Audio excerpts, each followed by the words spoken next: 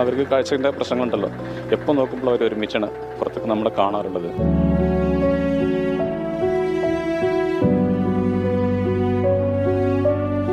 ദുരന്തത്തിൽ അബ്ദുൽ മജീദ് മാഷും ഭാര്യ റുക്കയും മരണപ്പെട്ടു. ഇരുവരുടെയും ഖബറടക്കം മാട്ടത്തെ ജുമാ മസ്ജിദ് ഖബർസ്ഥാനിൽ പൂർത്തിയായിട്ടുണ്ട്.